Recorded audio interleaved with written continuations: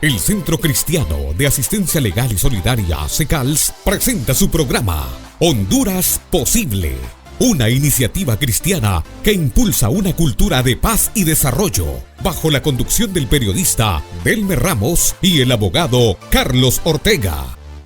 Alabemos con panderos, alabemos con salterios. Hola, ¿qué tal? Muy buenas tardes, muy buenas tardes, muy buenas tardes a toda la gente de nuestra querida ciudad de San Pedro Sula, a toda la comunidad cristiana de nuestro país 5 estrellas. Bienvenidos a otra edición de su programa Honduras Posible. Hoy, vamos a tener dentro de unos minutos por acá a un personaje muy importante, muy influyente acá en la comunidad, acá en la sociedad sanpedrana de nuestro país, y así que dentro de poco vamos a anunciarles de quién se trata.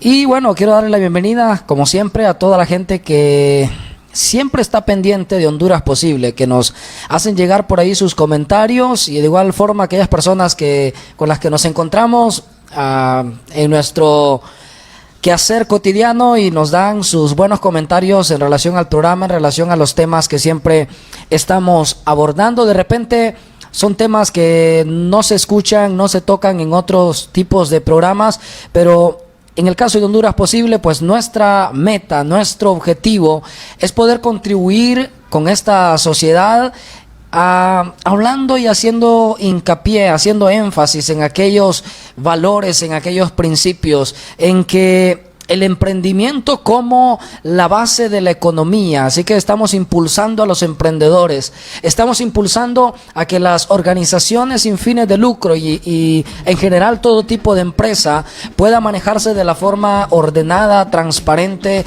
a seguir las directrices que corresponden para que nuestro país y nuestra nación pueda desarrollarse, pueda salir hacia adelante.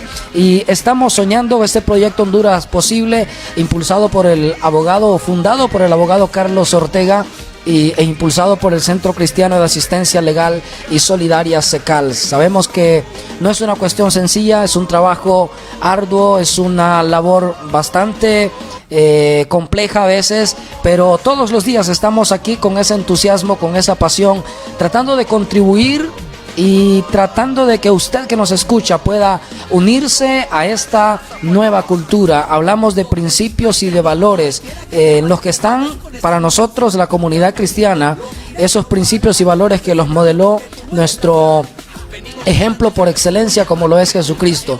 Pero también hablamos de métodos alternos para la solución pacífica de diferencias, es decir, buscamos que nuestra sociedad hoy en día pueda tener esa cultura pacífica de poder resolver nuestras diferencias, de poder entendernos, no necesariamente que actuemos uniformemente, sino que tengamos esa capacidad de poder respetar la opinión de los demás, que tengamos esa capacidad de poder sentarnos en la misma mesa y que a pesar de nuestras diferencias podamos tener puntos en común que nos ayuden a desarrollarnos, que nos ayude a avanzar, que nos ayude a crecer nuestra sociedad. Nosotros vemos las noticias a diario, los diarios, los periódicos en nuestro país, y nos hablan de una serie de problemáticas en nuestra nación, y es necesario que se aborden temas como los que abordamos en Honduras Posibles, temas relacionados con estos principios, con estos pilares. Y por eso estamos aquí insistiendo continuamente y buscando que usted que nos escucha también pueda unirse a este sentir, a este pensar, a esta nueva cultura que estamos promocionando. Así que queremos estar en esto, impulsar esto. Sabemos que tenemos apenas unos cuantos meses de estar comenzando, pero vamos en el camino y mucha gente se nos está uniendo, líderes de organizaciones, líderes de iglesias que les parece muy bien este proyecto y estamos pensando en grande. Pero necesitamos que usted que nos ve, usted que nos escucha también sea parte de esta nueva cultura, que podamos vivir el respeto, que podamos vivir la libertad, que podamos convertirnos en referentes para nuestra sociedad. Así que hoy jueves nosotros tenemos aquí en este programa, no hablamos de un tema específico, sino que hemos decidido darle apertura a todos aquellos personajes, aquellos personajes que tienen influencia, aquellos personajes que modelan valores, aquellas personas que impulsan proyectos que tienen que ver con ayuda humanitaria, que tienen que ver con educación, que tienen que ver con el desarrollo de nuestro país, el desarrollo de nuestra gente. Y les damos oportunidad para que nos puedan contar su vida, nos puedan contar sus experiencias, nos puedan contar aquellas cosas que fueron difíciles para ellos emprender y llegar a ser personas influyentes. Y a raíz de ello, usted que nos escucha y nosotros que tenemos la oportunidad de compartir con ellos acá, podemos aprender y podemos tomar todo eso bueno y transferirlo a esta y las siguientes generaciones. Creemos en una Honduras que sí es posible, de valores y de principios. Así que dentro de poco va a estar en el programa el abogado Carlos Ortega y también vamos a tener a nuestro invitado. Por mientras vamos a hacer una pausa comercial, vamos a separarnos solamente unos minutos y al regreso vamos a tener a nuestro invitado de hoy y también estará con nosotros el abogado Carlos Isaías Ortega. Así que no nos cambie, en un minuto estamos de regreso. Usted está escuchando Honduras Posible, impulsamos una cultura de paz y de desarrollo. Ya regresamos con más de su programa, Honduras Posible. No nos cambie. Nacimos en medio de la crisis para ser solidarios.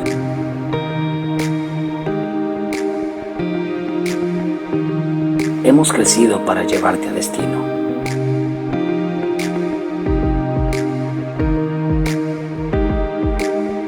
Somos más que legalidad.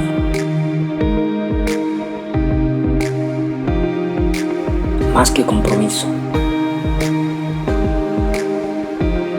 Más que servicios. Ante todo lo que está cerrado, somos una puerta abierta para ti.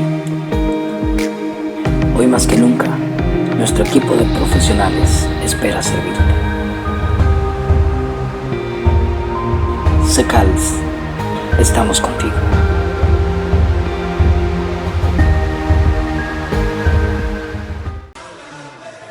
Continuamos con más de Honduras Posible. Muy bien, estamos de regreso aquí en su programa Honduras Posible. Y bueno, ya tenemos por acá en el estudio al abogado Carlos Ortega y nuestro invitado, pero antes quiero darle bienvenida al abogado Ortega, antes de dar toda la información que usted necesita saber de nuestro invitado, una persona muy influyente en nuestra sociedad. Abogado, un placer tenerle por acá nuevamente, bienvenido al programa. Bueno, gracias Delmer, un segundo día después de una ausencia de unos 16 días creo, ¿verdad? Pero agradecido con Dios de poder estar acá, agradecido con Dios de darnos la oportunidad de hacer lo que hacemos y de tratar de inspirar a nuestra gente. Este programa, esa es su esencia, ese es su sentido. Educar, enseñar, ayudar, fortalecer, forjar valores, principios, actitud y todo aquello que pueda llevar a una cultura mejor, a una sociedad diferente. Así que por eso lo hacemos, por eso estamos a esta hora acá, ¿no? Porque ya es hora de salida, ya rato, ¿no?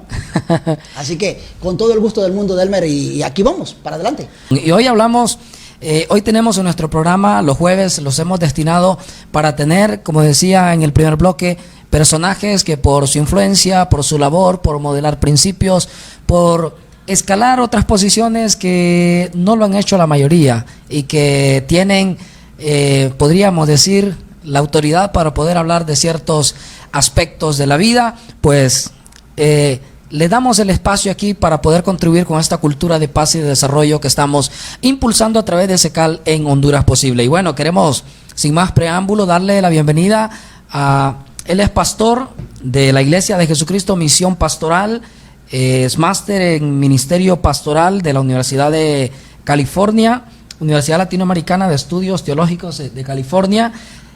Ha sido 3 veces presidente de la Asociación de Pastores de San Pedro Sula, así que conoce muchísimo el ambiente. Es también una persona que ha estado fundando escuelas y tiene que ver también muy de cerca el tema de la educación, de la formación de nuevas generaciones. Así que nos sentimos honrados de poder tener acá con nosotros al pastor Raúl Paz. Nos sentimos honrados de verdad, que pueda estar con nosotros y poder compartirnos un poco de su vida, de su trayectoria. Así que bienvenido al programa Honduras Posible. Muchas gracias, que Dios bendiga. Yo sé que tiene un inmenso auditorio, mucha gente que les escucha. Yo mismo en algunas tardes he sintonizado y he escuchado muchas cosas que ustedes hacen acá maravillosas. Contento, agradecido con Dios, es un privilegio estar con ustedes, estar con el amigo, el abogado Carlos, que también ha sido parte nuestra en el trabajo que hemos hecho de ciudad, y para mí realmente es una bendición venir y compartir de la grandeza de Dios, porque todo lo que somos, lo que hemos hecho, se lo debemos a Dios. Absolutamente. Y yo puedo decir, Delmer, que es un gusto, es un lujo tener al pastor Raúl Paz acá con nosotros. Es una bendición, porque para nosotros es importante que nuestra gente escuche, nuestra gente se sienta orgullosa de su gente, de sus personajes. Tenemos el honor de tener al pastor Raúl Paz con toda su experiencia y con todo su compromiso durante años y años en el Evangelio, forjando la personalidad de vidas, forjando principios, forjando una cultura diferente en esta sociedad, impulsando a una sociedad, a unos jóvenes hacia adelante, haciendo una Honduras distinta, combatiendo contra los males que de alguna manera pues nos han aquejado. Sabemos que es un valiente, es un gran luchador, y que durante mucho tiempo ha sido un gran líder, y es un líder de influencia nacional. Así que para nosotros tenerlo acá y escuchar que nuestra gente, nuestros jóvenes, nuestra sociedad escuche a un personaje como él, que tiene esa capacidad de tener el reconocimiento de los pastores en la ciudad, porque 3 veces presidente, eso dice mucho, ¿no? Por Entonces, supuesto que para sí. nosotros es un gusto tenerlo, pastor, acá. Muchas gracias, muchas gracias. Y bueno, muchas veces nos cuesta reconocer la labor que las personas hacen, y bueno, en Honduras Posible intentamos esta parte, los jueves, darles esa apertura y reconocer todo el esfuerzo, toda la labor, toda la trayectoria que nos dejan un legado muy importante a las siguientes generaciones. Pero antes de entrar en el tema de su trayectoria, queremos conocerle un poco de sus inicios. No es de acá de San Pedro Sula, entiendo, es de Santa Bárbara. Y cuéntenos un poco de sus inicios, de su infancia, su familia. ¿Cómo fueron sus primeros años? Ayer te hacía llegar mi biografía, y yo la escribo tal como es.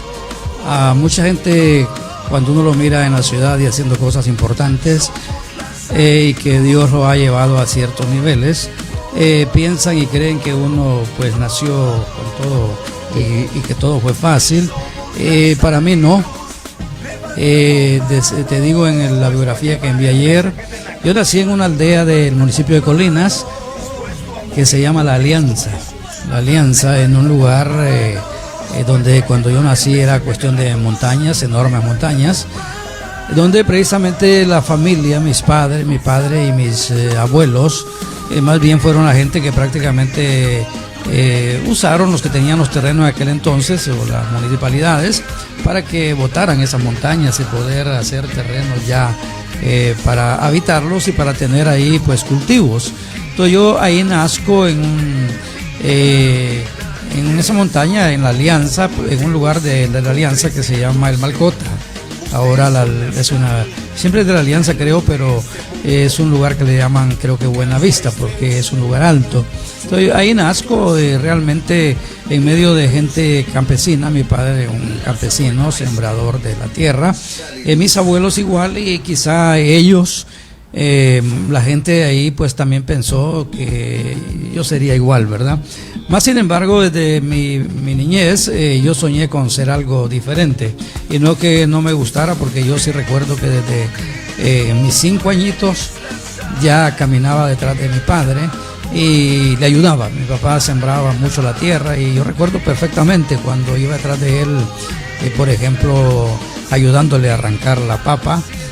cortar repollo, y cosas así, ¿verdad? Que él hacía, y yo iba detrás de él de 5 añitos haciéndolo, y ya de 7, 8 añitos ya prácticamente era, como diría yo, ¿verdad? Un niño, pero como un hombrecito detrás de mi papá. Así crecí. Realmente aún me costó entrar a la escuela porque en ese lugar exactamente no había una escuela, y luego mi papá, mi mamá tuvieron que bajar de ahí ese lugar y ubicarse en la aldea para que yo pudiera entrar a la escuela. Así que yo creo que yo vine a entrar a la escuela como de 9 años, algo así, 10 años. Y desde pequeño dedicado con mi papá a hacer siembros. Yo recuerdo incluso de que yo mismo, quizás tenía yo 10 años, cuando inspirado por lo que miraba de mi papá que sembraba, yo hice mi primer frijolar, mío, yo lo hice.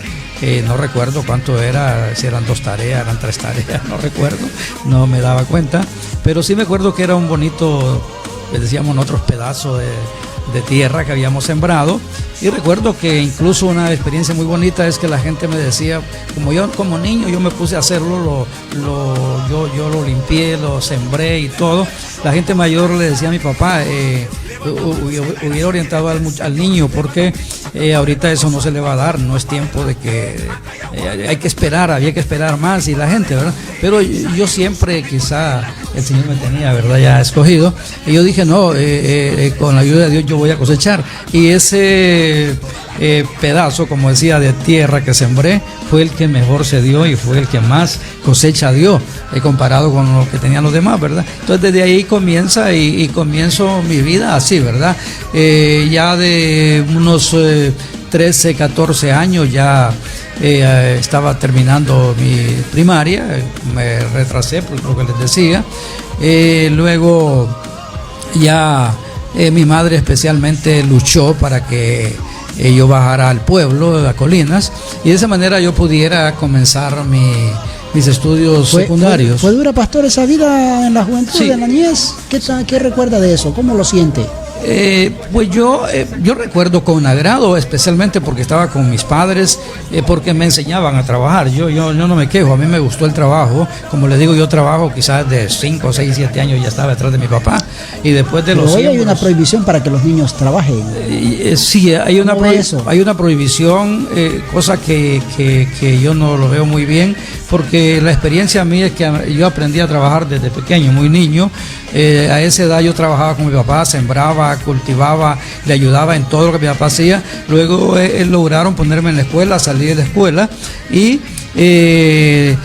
después ya mi mamá sobre todo luchó para que yo bajara al pueblo y pudiera matricularme. De esa manera hice mi primer curso en Colinas, en el Marco Aurelio Soto. Siempre, todos estos años, 10, 11, 12, 13, 14 años que yo estuve ahí, 15 años que prácticamente ahí vine a hacer mi primer curso. Una pregunta de eso. colegio. ¿Era un buen muchacho? ¿Era bien portado? Sí, gracias al ¿Era Señor. bien portado? Hasta esa edad yo creo que sí.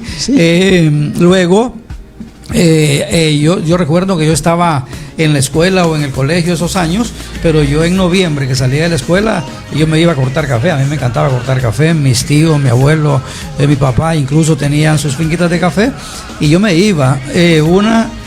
Todos mis tíos eran buenos cortadores de café, me enseñaron y yo fui bueno para cortar café. Yo recuerdo que a la edad de mis 11 años, posiblemente 12 años, yo me cortaba 10 latas de café, cosa que no es común en una persona aún mayor. Y yo llegué a cortarme, ya cuando yo tenía mis 15 años, 18, 20 latas de café. Yo era muy rápido para cortar café. Yo cuando miro las fincas cargadas ahora todavía Dan ganas de entrar ahí. Sí, entonces eso no es fácil, eso no cualquiera lo hace. Claro, fincas muy cargadas. La finca de mi abuelo era una finca muy linda de café Caturra, y en esa finca ellos más bien por reírse. ¿Siguen conservando la finca? Y por animarme, no, ellos la vendieron. Por animarme y por motivarme, más bien se reían y me apoyaban, ¿verdad? Mis tíos, incluso yo no podía cargar aquellos enormes sacos de café que llenaba, y mis tíos me los cargaban. Ellos los llevaban en su espalda a un lugar donde los íbamos a entregar, porque yo era un niño, yo no podía. Yo lo que hacía era ponerme el tumbillo, como le llamábamos allá, y cortarlo. Pero esa es mi experiencia muy bonita. A mí me gustó, yo aprendí a trabajar. Yo de la edad de 13 años cargaba ya 5 bestias yo solo. yo solo, laciaba las cargas, sabía muy bien cómo hacerlo, le ponía el aparejo a las bestias, montaba el primer quintal, lo laciaba, que ustedes tal vez no sepan de eso, yo no soy el abogado, tal vez. No, yo no cargué bestias. Laciaba el primer quintal, lo amarraba, subía el segundo, los amarraba, pegaba la carga, incluso uno en el monte se hace hombrecito rápido, a los 15 años creo que fue. Incluso que haciendo eso mi papá había traído de la finca varias cargas de guineo. Mi papá por X razón tuvo que salir a la cabecera departamental varios días y se vino un tiempo de lluvia que era tremendo en esos tiempos. Llovió como 2 semanas seguidas, los caminos fueron terribles, mi papá no podía venir y yo siendo un muchacho, adolescente, 15 años, me puse a ver que había traído todo aquel guineo y se estaba arruinando. Yo decidí ponerle aparejo a las 5 bestias, cargué las 5 bestias con el guineo y me fui. Y recuerdo que esa vez sí fue una experiencia un poco difícil. La quebrada que cruzaba estaba crecida. ¿Qué edad tenía? Tenía 15 años. Y me recuerdo que pasé las 5 bestias, puse las 5 más pequeñas adelante, yo me monté en el macho más grande atrás, siempre encima de la carga, y me pasó. Y pasé las bestias, había que pasar 2 veces la quebrada, una arriba y después daba la vuelta y otra abajo. Pasé las bestias de esa quebrada. Y en el camino de la lluvia se habían partido alguna parte del camino. Yo comencé a pasar las bestias una por una hasta que pasé las 4. Pero en el quinto era el macho ese grande que le digo. Y cuando llevaba el macho grande, yo los agarré de la jaquema, yo no sé, que la gente que tal vez del monte me entiende, lo que le ponen al caballo, ¿verdad? Y un lazo. Entonces yo los agarré también en mi ignorancia, ¿va? Me lié la mano con ellos y los llevaba, rondando un poco para que así las bestias pues fueran por lugares seguros. Pero cuando yo llevaba ese macho grande, se partió la tierra donde iba, el tejón de tierra, y se fue el macho, pero me llevó a mí. Y ahí no morí por cuestión de que Dios me tenía a propósito. Me llevó, yo recuerdo perfectamente como yo llevaba liada mi mano, el tirón que el macho dio de cuando se fue, el lazo me llevó a mí, y yo recuerdo que yo pasé por encima del animal.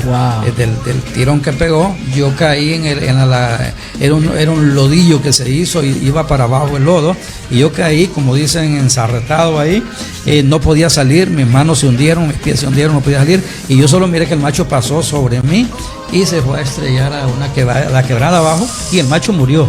Yo después bajé chollado.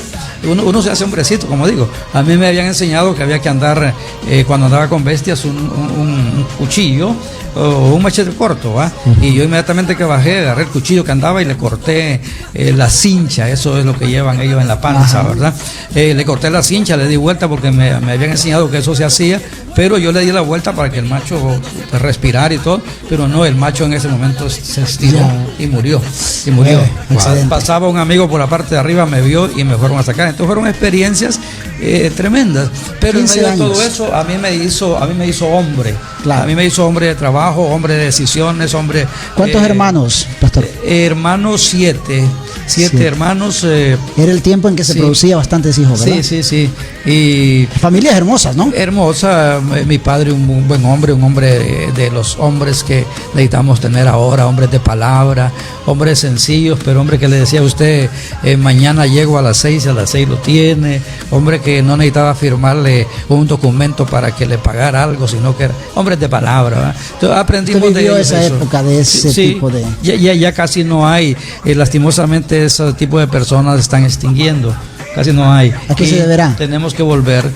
Realmente, pues, las cosas han cambiado tanto, como decía usted anteriormente, que incluso ahora dicen que el niño no debe trabajar porque se arruina, y al contrario, hoy están arruinados porque no trabajan. Porque no trabajan, deberían de trabajar. Ejemplo, trabajamos y nos hicimos. Mi padre nos enseñó valores, nos enseñó a ser respetuosos, a ser honrados. Nosotros llegábamos con una cosa, por ejemplo, nos íbamos a la pulpería y allá él decía, vale un lempire, vamos a un lempire, pero dijeron, el pulpero dijo, no vale 90, y nos daba 10 centavos vueltos, y veníamos con 10 centavos, decía, ¿y esos 10 centavos? No, que el pulpero dijo, no, vamos, venga, y nos agarraba la mano, y este niño llegó con 10 centavos, no fue que lo agarró de ahí. no, es que ahora vale 90, eso, o sea, estricto. Claro. Entonces, eso claro. nos formó, nos enseñó, eso nos ha hecho estar... ¿Cómo están los valores ahora, pastora? Cambiándole ahí un poquito el tema. ¿Cómo están los valores? O siguiendo la línea, los valores en nuestros muchachos, cómo se están desarrollando, cómo los ve la generación actual, cómo ve hacia dónde nos dirigimos. Yo veo una generación casi sin valores, casi sin valores. Ahora es totalmente diferente. Lo que yo le hablo de entonces era una educación sencilla en la casa con los padres, pero estricta. Nos enseñaron a respetar al mayor, incluso a saludar, respetar. buenos días, al familiar. Incluso nosotros saludábamos pequeños, Dios le bendiga tío, Dios le bendiga tía, y con las manos así, ¿verdad? Y Dios le bendiga abuela, y así saludábamos nosotros. Ahora al mayor, que cuando había un mayor en la casa y mirábamos que papá estaba platicando, nosotros nos quedábamos a un lado esperando que mi papá dijera entren, pasen, y pasábamos. Ahora lo que vemos es que si no nos apartamos nos llevan, ¿verdad? Entonces la situación es complicada. Pastor, ¿qué cree usted que ha sido esa diferencia? O sea, a usted hablaba de su infancia, de ese tiempo en que decía, aprendió valores de sus padres. Decía ahorita al final que la juventud ahora no tiene valores. ¿Cuál ha sido el quiebre de eso? Yo pienso que la familia, los padres perdieron bastante esa relación con los hijos, y vemos como, especialmente en una sociedad como la nuestra, en una ciudad como San Pedro Sula, muchos de los muchachos que ahora andan por ahí en las calles son muchachos incluso que tuvieron la mala suerte, diría yo, ¿verdad?, de crecer aún sin padres, porque ese es el problema. Nosotros, gracias a Dios, en la humildad y la sencillez de aquellas personas, pero fueron personas que se casaron, se unieron, estuvieron. Mi papá murió hace 2 años, convivieron con mi mamá más de 70 años casados. 70. Sí, 70 años casados. Entonces son gente que nos dieron un ejemplo. Se casaron, se mantuvieron ahí, trabajaron, lucharon por nosotros, nos dieron ejemplo. Ahora el gran problema es que hoy la mayoría de muchachos que vemos y que ahora están dando problemas, lastimosamente, son muchachos que crecieron sin papá, sin mamá, algunos con abuela, otros que los regalaron, algunos solo con la mamá, otros solo con el papá, y eso no hay una distorsión familiar. Entonces nadie los ha formado, nadie los ha educado, los dejaron en la casa con abuela, con tío, con tía, nadie los ha formado. Nosotros, gracias a Dios, tuvimos esa formación.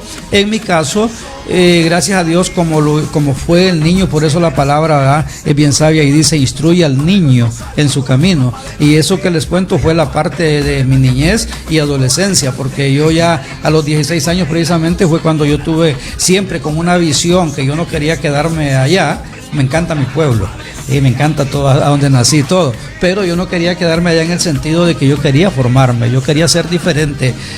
Yo recuerdo, tenía un tío que había sacado en aquel tiempo, ya uno de sexto grado daba clases en las escuelas, ¿verdad?, primarias, y mi tío había sacado sexto grado, fue un buen alumno y consiguió que el Ministerio de Educación le diera una plaza para trabajar, y yo miraba a mi tío muy cambiadito, muy bonito, bien, como dicen, ¿verdad?, bien guajeado. Entonces yo dije, un día yo quiero ser como mi tío, pero cuando ya crecí más y me di cuenta que mi tío se había quedado corto, yo dije, yo quiero ser más. Entonces ya cuando comencé a crecer, ya mi sueño era, ya me di cuenta que aquí en la ciudad habían fábricas, habían empresas, que había gente que andaba como anda el abogado ahora, bien guapo, con su saco, con corbata, y yo dije, un día yo voy a llegar a un lugar de eso, y un día yo voy a llegar a una oficina de esas, y ya después dije, un día yo voy a llegar donde vaya, tengo una oficina, tengo una secretaria, donde me sirvan café. Entonces ya me fui formando metas, y de esa manera vine acá. Lo que yo traje de allá siendo niño me ayudó mucho, porque yo acá vine a San Pedro de 16 años y medio, cuando haya que cortar me dice para parar. Bueno, vamos a hacer una pausa comercial, pero es interesante que hablábamos al principio de que el pastor Raúl ha sido presidente de la Asociación de Pastores de San Pedro Sula por 3 ocasiones. Entonces hablamos de un liderazgo marcado, influyente, y podemos ver un poco, se ha trabajado también el tema de la unidad de la iglesia, para que podamos abordar después de la pausa comercial sobre el tema del liderazgo y el tema de la unidad de la iglesia acá en nuestro país y de repente a nivel a todos los niveles. Entonces vamos a hacer una pausa comercial. Hoy en nuestro jueves de personajes nos acompaña el pastor Raúl Paz, así que no nos cambie, ya regresamos. Ya regresamos con más de su programa, Honduras Posible. No nos cambie. ¿Quieres ser parte del proyecto Honduras Posible? Tienes la oportunidad de unirte a una iniciativa de gran impacto social. Somos un programa nacido en el corazón de Secals para impulsar una cultura de paz y de desarrollo. Anúnciate con nosotros y ayúdanos a seguir impulsando y desarrollando una cultura diferente para nuestro país. Comunícate al 9987-3458 y al 9836-8634.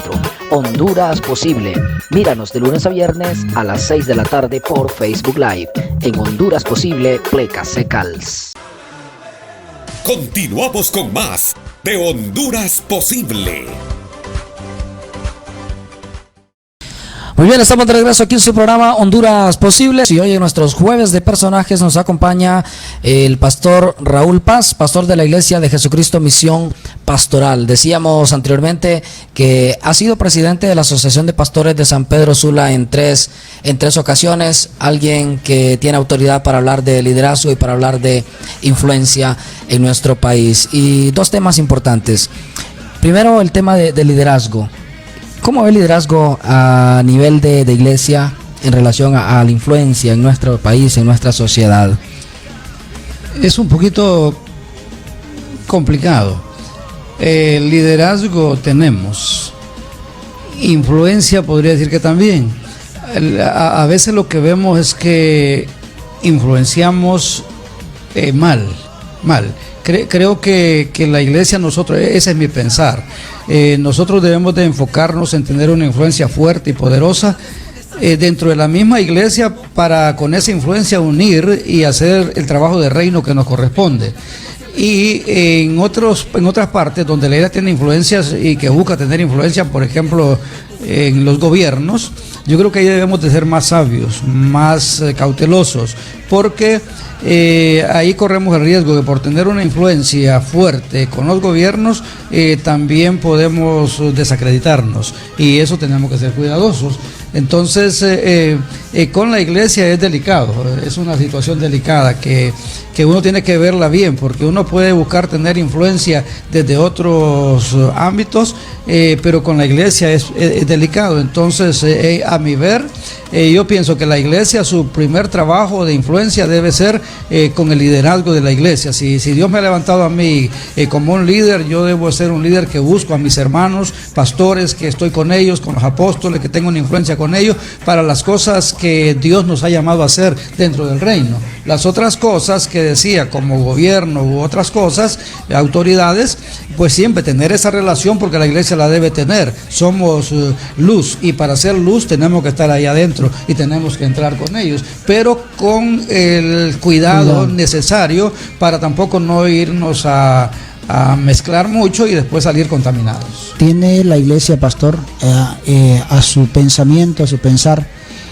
los instrumentos, las capacidades, las formas necesarias para transformar la sociedad? Sí, claro. Es más, nosotros debemos de hacerlo, porque la iglesia lo tiene. Realmente la iglesia tiene, para comenzar, lo más grande, la palabra que Dios nos dejó, el poder, la autoridad. Ahora también nosotros, por eso es importante que cuidemos ciertas cosas, porque la iglesia, con todo lo que Dios le dio, la iglesia realmente debe ser la que establezca el reino de Dios en la tierra, y debe de hacerlo de los ángulos que Dios ya nos dejó, ¿verdad? ¿Cómo ve ese tema de unirse la iglesia con el Estado? ¿Cómo lo ve? ¿Cuál es su pensar al respecto? Esa unión que recientemente a veces pareciera como que se busca unir la iglesia, el Estado y eso. Nosotros somos llamados a predicar el evangelio a todos, y nosotros tenemos que buscar como iglesia, como ministro, como pastores, a todos, y ahí abarcamos al presidente de la República, a los ministros, a todos, pero ahí tenemos que hacerlo, decía anteriormente, con esa sabiduría, porque una cosa es el gobierno, es el Estado, otra cosa es la iglesia, y nosotros tenemos que tener el cuidado de no entrar ya en mezcolancias que nos van a dañar, que nos van a afectar. Yo puedo estar con cualquiera de las autoridades, yo puedo ir, yo puedo orar por ellos, yo puedo darles un consejo, una palabra, pero no más. Claro. Y no tampoco voy a aceptar cosas, puestos, digamos así. Yo estoy claro, Dios me llamó al ministerio, para mí el ministerio es lo más importante, no busco otra cosa más que eso, y en esa cosa tenemos que estar claros. Y como usted me preguntaba, tener el cuidado, ¿verdad?, de no mezclarnos. El Estado, que no, la nación, hay gente que Dios ha puesto ahí que le da autoridad para que la maneje. Ahora nosotros como iglesia tenemos que estar atentos, porque también no es que vamos a estar, que la manejen ellos y nosotros nos metemos, no. Nosotros también somos nación, somos pueblo, somos ciudadanos, y tenemos que estar atentos para ver qué hacen, y más bien con la autoridad que tenemos nosotros, poder de alguna manera llamar la atención y decir esto es correcto, esto no es correcto. Bueno, quería consultarle en esa misma línea, en ese mismo sentido, ¿cómo percibe usted la sociedad en general que en relación a la iglesia? Es decir, ¿cómo ve la sociedad en general la labor que está haciendo la iglesia o en relación al gobierno, al mismo desarrollo de nuestra sociedad? Gracias a Dios, la iglesia en Honduras es la número uno en respeto. La iglesia es respetada, la iglesia evangélica primero, después está la iglesia católica, y en orden así creo que estaban los militares antes, no sé ahora, pero la iglesia es respetada, la iglesia tiene credibilidad, ¿verdad? Entonces, más bien son cosas que nos comprometen y que tenemos que cuidarlas, porque tiene esa credibilidad. Entonces, creo que somos los llamados a seguir dando ese ejemplo, ese testimonio a la sociedad, y nosotros con ese ejemplo, con ese testimonio, con ese trabajo, teniendo todo lo que Dios ha puesto a nuestro alcance, poder ser instrumentos de cambio, traer los cambios que esta sociedad necesita. Uno de los factores, usted hablaba de la iglesia como influencia. No se puede ser influyente en el caso de la iglesia sin que exista unidad. Háblenos un poco de la labor que usted ha realizado en ese sentido, tanto al frente de la Asociación de Pastores, como también ahora ya no como presidente. Esto yo diría que son cosas que Dios le da a uno, ¿verdad? Y le da la gracia. Manejar la iglesia o los pastores, ¿verdad? No digo manejarlos, sino que compartir con ellos, relacionarse con ellos y que ellos acepten cosas que uno dice es un poco complicado, y eso requiere de la gracia del Señor. Entonces yo creo que esas son cosas que Dios realmente ha puesto, en el caso mío, la gracia de Dios, y algo que es muy importante. Ahora, yo desde que me convierto al Señor, mi conversión fue una cosa también maravillosa, una experiencia maravillosa, y desde que yo me convierto al Señor, yo creo incluso que Dios me escogió para eso, porque desde que yo me convierto al Señor, yo casi no miré rótulos de iglesia, no miraba como nombres de denominaciones o rótulos de iglesia, sino que yo siempre pensé en una iglesia, en la iglesia del reino, en la iglesia todos como iglesia, y esa fue mi pasión. Desde que yo me convierto al Señor, mi pasión era amarnos todos. A mí me da igual que estar con un asamblea de Dios, con un hermano de la iglesia de Dios, con un bautista, con un cuadrangular, con cualquier otro ministerio, sin diferencia, y eso yo he sido desde que yo me convierto al Señor. Dios en su misericordia me dio esa gracia. Yo tomé la asociación de pastores acá cuando la asociación estaba... Yo asistía antes y había bonitos grupos de pastores, recuerdo 70, 80 pastores en aquel tiempo. Nos reuníamos en Guamilito, en la iglesia Nazareno. Unos años después la asociación decayó, había ciertos problemas y fue decayendo hasta que llegamos al grado de llegar 5 personas. Se trató de nombrar una junta directiva y no se podía porque no llegaba ni a los 7 para nombrar una junta, y en eso Dios me dio la oportunidad. Un día que habían 7 nombraron la junta y yo fui el presidente de esa junta. Ellos quisieron que yo fuera, Y yo me fui a la casa, recuerdo, digo brevemente esto, oré al Señor en mi habitación y le dije al Señor, ¿qué hago? Yo no entiendo, yo no sé, incluso yo era nuevo, ¿verdad? Le digo, yo no entiendo, Señor, pero quiero hacer algo, quiero trabajar. Entonces Dios me dijo qué hacer y me dijo, los pastores están dañados, se han dañado unos con otros, habían ciertas críticas, habladurías y todo eso. Entonces me dijo, ¿qué tienes que hacer? No llames que vengan a ti, anda tú a ellos. Y ahí fue donde yo tomé la decisión. Me recuerdo que me reuní, la primera reunión fue en Rivera Hernández, con el pastor Julio Hernández, que ya está en la presencia del Señor, y fui a Rivera Hernández, hice un ayuno con ellos ahí y reuní 25 pastores en la Rivera. Fui a Chamelecón, reuní allá, me parece que 18 o 20 pastores, luego fui a Choloma y comencé, y de ahí es que viene incluso que yo fundé lo que dice ahí RADMES, ¿verdad? Después la red de acciones de pastores del Valle de Sula, porque comencé a hacer eso. Cuando yo salí, ellos después me dijeron, pastor, hagamos en el centro una reunión, y me vine a hacer reuniones a Honduras Clama y a otras iglesias por ahí, y ya entonces ya no venían 7 ni 5 porque ya venían 10 de la Ribera, 10 del otro lado. Entonces comencé a tener 50, 60, 80, 100 pastores, y para no cansarlos, Dios me dio la gracia para llegar a tener reuniones ya con las cruzadas que Dios me permitió hacer con 1000, 1200 pastores, 1500 pastores, congresos en los cuales yo creo que hasta usted en algunos compartió. Entonces Dios me fue dando esa gracia, ese amor. Recuerdo que en la primera reunión yo les dije, hermanos, acá yo sé que habemos de todas las denominaciones, acá no se preocupe, si usted le gusta cantar sentado, cante sentado, si usted le gusta cantar parado, cante parado, si usted le gusta danzar, dance, si usted quiere decir gloria a Dios, diga gloria a Dios, pero por eso no nos critiquemos, ni digamos eso le iba a preguntar, pastor, lo interrumpo, eso le iba a preguntar, ¿es fácil dirigir pastores? Para mí fue fácil y agradable, para mí, pero yo sé que no es fácil, ¿verdad? Pero para mí fue fácil y agradable, al grado de lo que le digo. Yo recuerdo cuando en la cruzada que me permitió Dios manejar y que venía el doctor el Billy Graham, pero al final no pudo, sino que fue Franklin. Y recuerdo que en esa cruzada, en una noche que teníamos y que nos iba a acompañar el hermano Pablo en esa cruzada, en la gran comisión, Nelson me pidió precisamente Guerra que yo lo apoyara en eso, porque me dijo, yo esto no le entiendo mucho, pastor, usted le entiende, apóyeme, y yo lo apoyé. Y en esa reunión ahí me recuerdo que cayó una tormenta enorme en San Pedro Sula, inundada las calles, y realmente era difícil.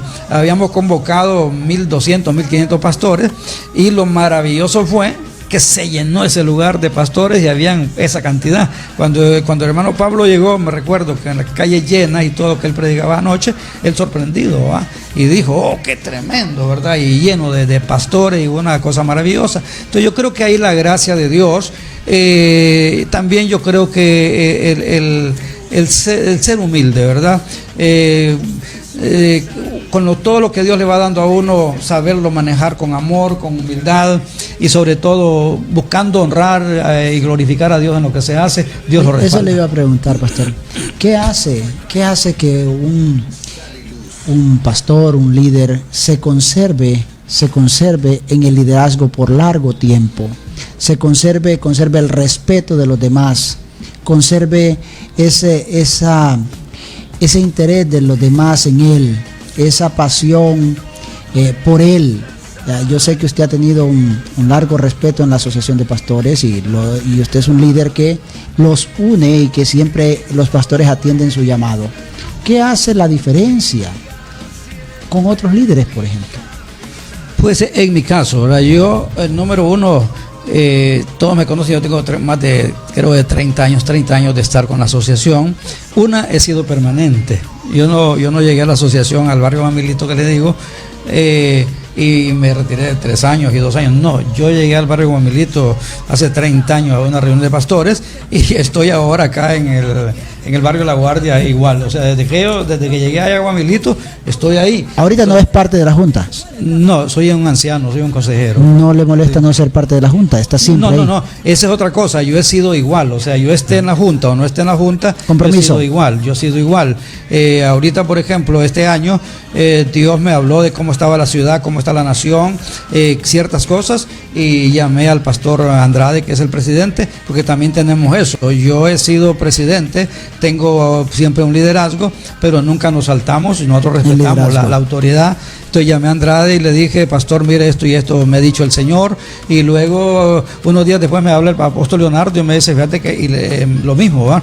Y le digo, fíjate que a mí me habló el Señor en la misma dirección y yo hablé con el pastor Andrade. El pastor Andrade me dio unos 10 minutos para que hablara en la asociación, les dije lo que había que hacer, nos pusimos de acuerdo con Leonardo y entonces el pastor Andrade dijo, bueno, realmente ustedes tienen liderazgo y si nos apoyan, yo entro con la asociación y ustedes, pero manejen ustedes. Así el apóstol Leonardo decidió, que tú sabes que somos buenos amigos, dirigirlo él, lo que es guarda de la ciudad, un grupo que es afín a la asociación, que está con la asociación, que somos parte de ella, pero que hicimos un trabajo ahorita movilizando, no sé, cientos de pastores, desde Omoa, la frontera con Guatemala, hasta Ocotepeque, hasta Ciguatepeque, ungiendo y orando por toda la cordillera del Merendón, sí, y bendiciendo la ciudad. Entonces, trabajos hermosos que se hacen y que nosotros, sin ser presidentes ni nada, estamos apoyando, y eso hace uno ganarse el respeto, el cariño, la admiración.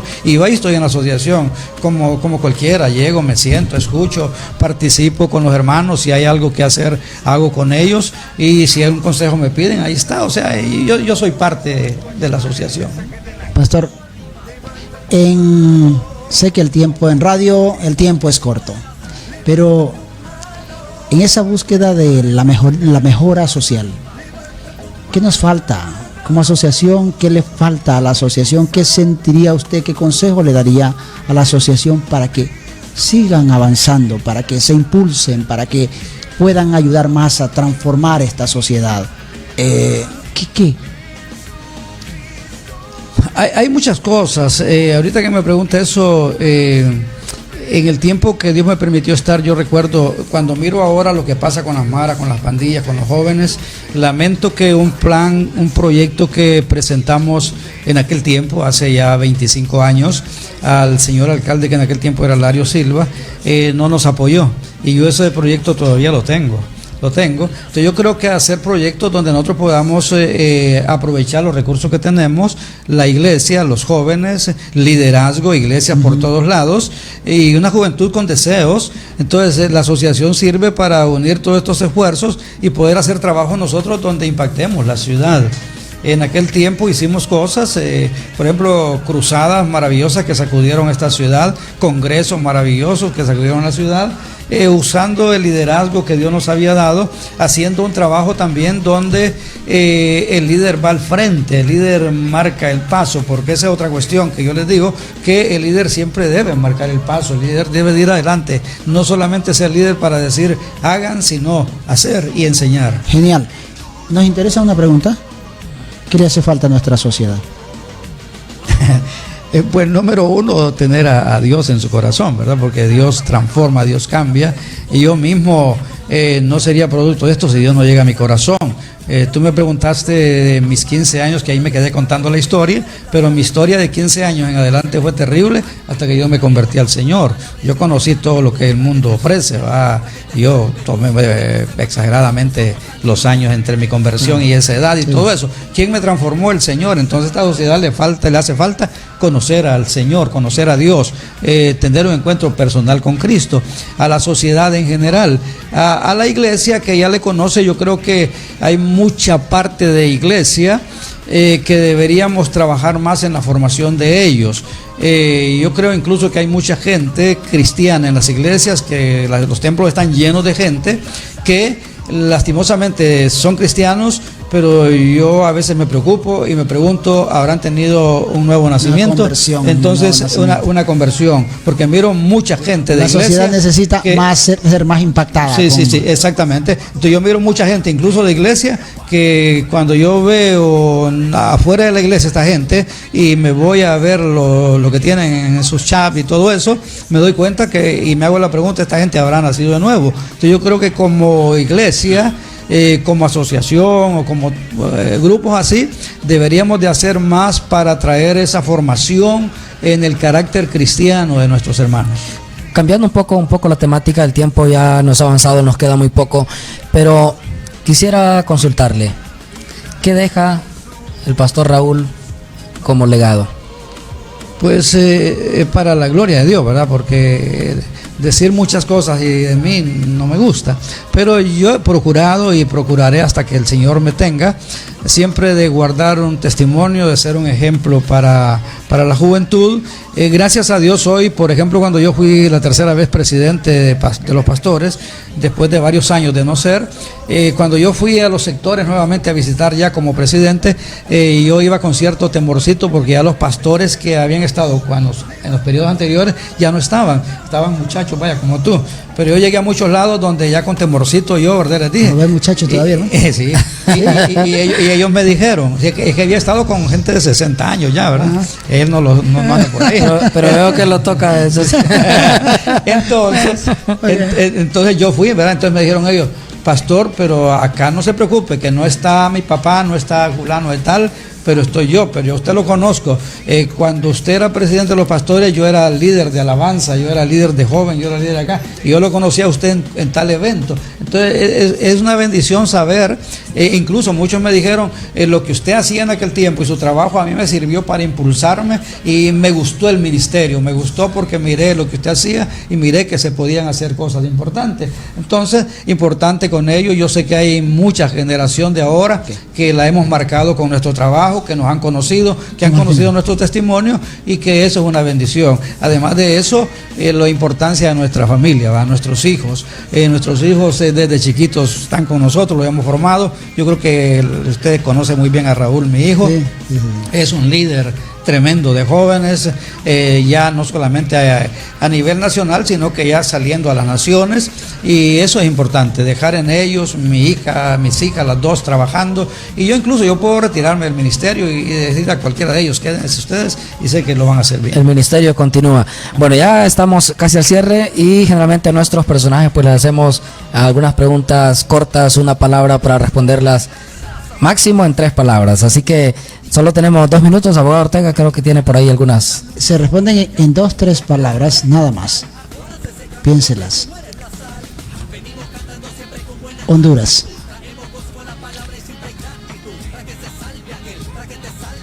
Tierra bendecida. Amor. Lo más hermoso. Esperanza. Hermosa, siempre hay que tenerla. Cristo. Lo mejor, lo más grande. Libertad. La verdadera, la que se tiene en Dios. Pastor Raúl, un placer tenerlo acá. Esperamos que no sea la última vez. Queremos ayudar a construir y sabemos que su vida construye vidas. Gracias. Obviamente a través de Cristo, pero que no sea la última. Gracias, yo agradezco. Bueno, queremos agradecer al pastor Raúl Paz por brindarnos este tiempo, este espacio, y bueno, el tiempo se hace muy corto para poder seguir compartiendo sus experiencias, así que muchísimas gracias, y igualmente a toda la gente que siempre está conectada con nosotros. Decía por acá Diana Davis, Dios le bendiga, un saludo especial para el pastor Raúl, la familia Davis, le apreciamos mucho. Así que muchas gracias. De esta forma llegamos al final de nuestro programa y les esperamos mañana a partir de las 6 de la tarde con otro tema muy interesante. A todos, que el Señor les bendiga. Bendiciones. El Centro Cristiano de Asistencia Legal y Solidaria CECALS presentó su programa Honduras Posible, una iniciativa cristiana que impulsa una cultura de paz y desarrollo, bajo la conducción del periodista Delmer Ramos y el abogado Carlos Ortega. Vuelva a escucharnos en el próximo programa.